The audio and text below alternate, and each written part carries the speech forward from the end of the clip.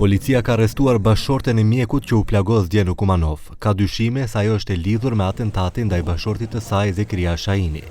Është privuar nga liria AA, 43 vjeçe nga Tetova, për shkak të bazave të dyshimit se është e lidhur me tentativën për vrasje të bashkëshortit të saj ZSH, 43 vjeç nga fshati Slupçan në Likov.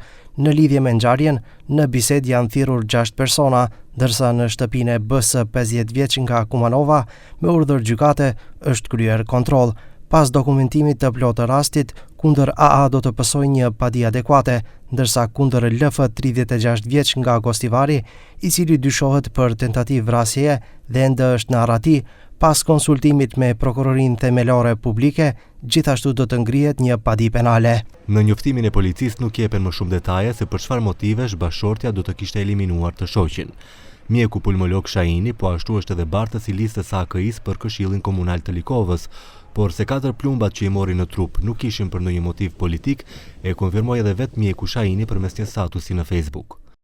Dje u godita në pabesi nga persona të maskuar. Dua t'ju siguroj se unë nuk kam hak ndaj askujt, e as nuk i kam prekur kujt familjen apo nderin. Për këtë e kam dëshmitar vetëm Zotin. Jam në periudhë fushate zgjedhore, por nuk dua që kjo ngjarje të merr ngjyrime politike. Nuk kam armiqësi politike me askënd, lus organet e rendit që të zbardhin këtë rast sa më shpejt që të jetë e mundur. Shaini u plagos duke lëvizur me makinë në qendër të Kumanovës.